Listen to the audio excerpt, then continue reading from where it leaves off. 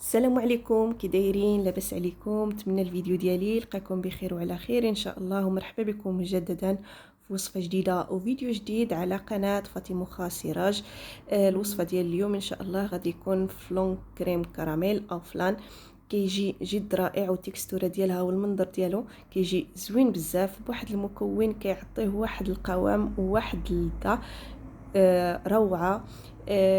كنت هذه مده شاركت معكم واحد الوصفه اخرى ديال فلان في صندوق الوصف عفوا. غادي نخلي لكم الرابط ديال هذه الوصفه، نتمنى ان شاء الله تشوفوه، وكذلك نتمنى ان تعجب لكم. وما تنساوش تشاركوا القناه مع الاحباب والاصدقاء باش تعمل فائده، وخليوا لي اللايكات ديالكم والتعليق ديالكم الزوينه، والضغط على الجرس طبعا باش يوصلكم كل جديد. وما نكثرش عليكم، ما نطولش عليكم، ندوزو مباشره لهذه الوصفه ان شاء الله. بسم الله على بركه الله. اول خطوه غادي نديروها، غادي نديرو الكراميل في هاد القراعي. نتوما تقدروا ديروا المول كبير، يعني حجم عائلي، او دوك الكيسان ديال الومنيوم اللي كيترماو، او هادوك الكيسان ديال انوكس او الومنيوم اللي كيخاص بالفلون. نتوما ديروا يعني اللي كمتوفر عندكم، وغادي نديروا فيه الكراميل في القاع. انا اكتفيت بهذا الكراميل اللي كيجي هكذا واجد، ولكن نتوما في الدار تقدروا توجدوه في مثال. تاخذوا واحد الكاسرونه تكون شويه واسعه وثقيله، وديروا فيها مقدار ديال 150 حتى 200 غرام ديال السكر، وتخليوه على نار مهيله وغادي يتكراميليتي.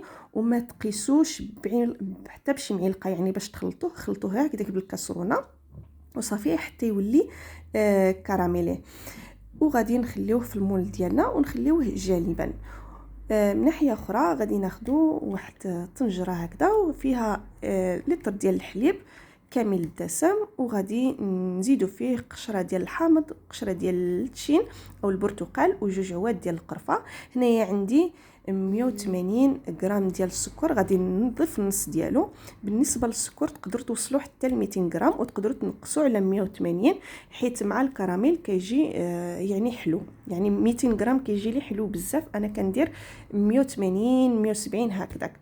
مهم كنخليو الحليب ديالنا على نار مهيله حتى غير كيسخن، ما خصوش يعني حتى يفيض او يطيب مزيان. الغرض ديالنا ان دوك النكهات يتنسموا في داك الحليب ويطلقوا داك المذاق زوين فيه.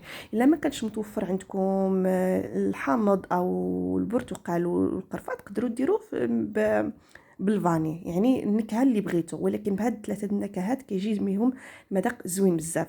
وهنايا عندي في هذا البول هذا عندي 3 ديال البيضات، عفوا 6 ديال البيضات بالحجم الكبير. الا كان الحجم الصغير ديروا 8 صافي. 6 الحجم الكبير و8 الحجم الصغير ديال البيضات. وغادي نضيفوا عليها الكميه المتبقيه ديال السكر، وغادي نضربوه مزيان، وغادي نحتفظوا به جانبا. هنا كما كتلاحظوا معايا الحليب صافي بدا دخلوا ديك السخونيه، وعرفتوا الريحه كتطلع منه ديك النسمه ديال القرفه والحامض او الليمون والتين او البرتقال، كيجي زوين بزاف. صافي كنغطيو عليه هكذا بالسلوفان او شي غلاقه صافي باش يبقى يتنسم لينا دوك المقادير مزيان، يتنسموا مع بعضياتهم صافي. وفي نفس الوقت بحال كيبرد شويه داك الحليب صافي لمده بشحال المهم يبقى هكذاك مزيان. صافي كنحيدو دوك القشور وداك القرفه، كنخليو غير الحليب. ودابا هذا هو المكون اللي قلت لكم كيجي به واحد القوام جد رائع، اللي هو الريكيسون او الريكوتا او الريكويت بالنسبه للبنات ديال هنايا ديال اسبانيا، اللي هو كيجي بحال الجبن الجبلي، كيجي زوين بزاف. هو المذاق يعني ما فيه لا ملح لا سكر، يعني كيجي هكذا بحال الكليله، ولا سولت على سميتو ديالو كيقولوا لي بحال الكليله.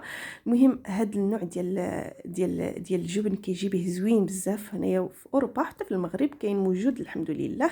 المهم اسمه اما الريكوتا او الريكيسون او الريكويت.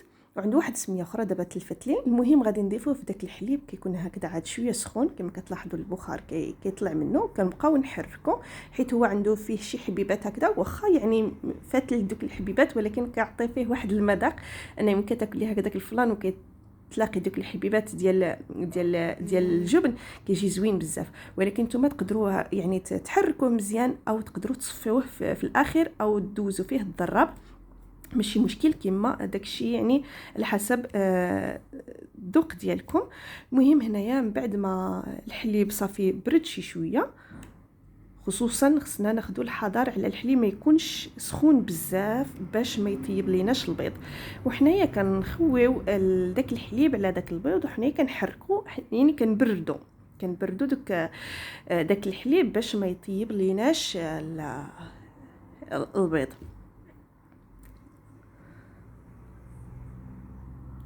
صافي كنبقاو نستمروا على هاد الطريقه هذه. وهنايا باش تجيني العمليه سهله انني نفرغ في دوك الكيسان او دوك القراعي، كندير هكذا في هذا الكاس ديال الباتيدورا، او تقدروا بمغرف يعني اللي جالكم ساهل. انا اختاريت ندير هاد الطريقه هذه باش ما نرونش الحاله. مهم كنبقاو نفرغوه في دوك القراعي او الكيسان او المول او المولدي، او المهم اللي بغيتو ديروا فيه يكونوا خاصين بالفرن. صافي كنديروا في هذه الصينيه وكنزيدوا عليه الماء يكون سخون على المهم ما خصش يوصل حتى للنص ديال المول او القراعي، باش منين كيطيب داك الماء ما يطيح ليناش لداخل ديال الفلان ويضيع لينا الفلان. وغادي نكونوا سخنا الفرن ديالنا على 150 او 160 درجه على حسب النوعيه ديال الفرن ديالكم. كاين شي فران يعني على 160 كيكون طيب يعني سخون بزاف، وكنخليوه الصينيه في الوسط والنار كتكون شاعله من التحت. هنايا من بعد ما فات تقريبا شي 40 دقيقه سيت معكم باش تشوفوا واش طيب ولا لا. هنايا باقي ما طابش يعني كيخرج داك الباليو داك الاخر يعني عاد فازك كنزيدوا له. المهم كياخذ تقريبا شي 60 دقيقه. الا كان المولد كبير يعني طبعا كياخذ بزاف ديال الوقت. من يعني تقريبا صافي هنايا بدا صافي طاب، كنشعلوا له واحد شويه من الفوق باش كيعطينا داك بحال داك اللون الذهبي اللي من الفوق. انا ما خليتوش بزاف. صافي كنخرجوه من الفرن ديالنا وكنخليوه يبرد على مهلو، يعني مش شحال ما كان بارد يعني خدا داك القوام ديالو التكستور ديالو كيجي عاد احسن. مهم تقريبا خاصو يبرد غير هو غير خصو يعني صافي بحال يشد ديك البروده. ندخل غادي نحتفظوا به في الثلاجه حتى يبرد تماما ونقدموه بالصحه والراحه ونزينوه كما بغينا. يعني التقديم كيكون يعني اختياري. الصراحه كيجي زوين في المذاق. نتمنى تجربوه وتشاركوني التطبيقات ديالكم عبر الانستغرام فاطمه خاسراج، واشتركوا القناه مع الاحباب والاصدقاء باش تعمل فائده. وما تنسونيش باللايكات ديالكم والتعليق ديالكم طبعا الى عجب لكم الفيديو والمحتوى. ونتمنى نتلاقاكم ان شاء الله في فيديو قادم ووصفه جديده ان شاء الله. والسلام عليكم ورحمه الله وتهلاو لي في راسكم.